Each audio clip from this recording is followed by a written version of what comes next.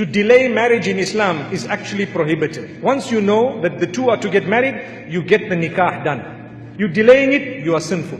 Remember this. So people say, we are engaged. The next year I met them, we are engaged.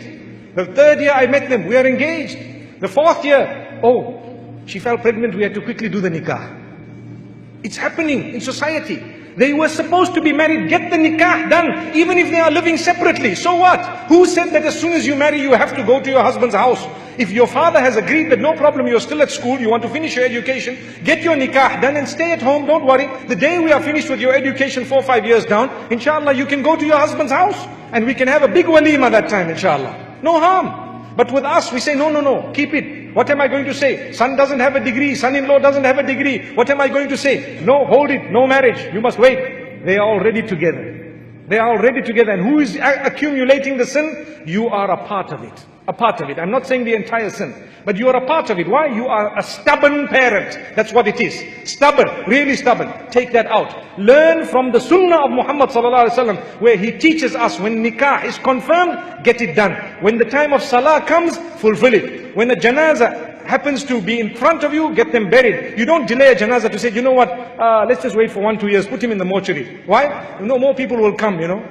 What are you talking about? That's what you're doing to your daughter. That's what you're doing to your son-in-law. May Allah forgive us. Get the nikah done. Do you fear Allah or do you fear society? Get that nikah done. Don't delay. The two want to get married. Come on. Let it happen. And they don't have to live together. Like I said, tomorrow when he's got a house, he can come ahead. MashaAllah.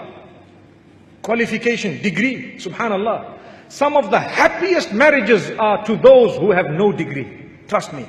Some of the happiest marriages are to those who have no qualification. The man treats your daughter like she is a queen. He carries her on his back and walks around, mashallah. A guy with a degree. One wonders, I don't want to say won't do that, but one wonders what he does. May Allah subhanahu wa ta'ala forgive us. You're talking to me like this, I have a degree. Mashallah, PhD. You know, he'll tell his wife to call him Dr. So-and-so. I have a PhD. You don't address me like that? Allahu Akbar. May Allah forgive us. Really. You look at the man, if his deen is good, his character is good, reasonable, responsible person, get him married. How many of our parents had nothing when they got married? 30 years later, they developed wealth. Today, the same parents want a husband who's already rich. He must be rich from the beginning. Give him a chance. Come on, man. When you got married, you couldn't even wear shoes. You only used to move around in slippers.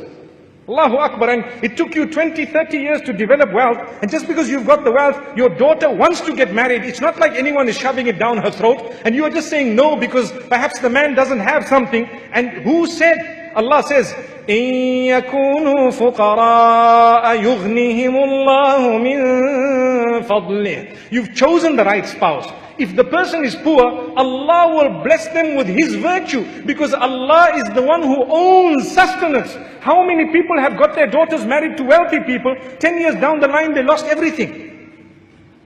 So it's not to do with wealth, it's to do with the right person.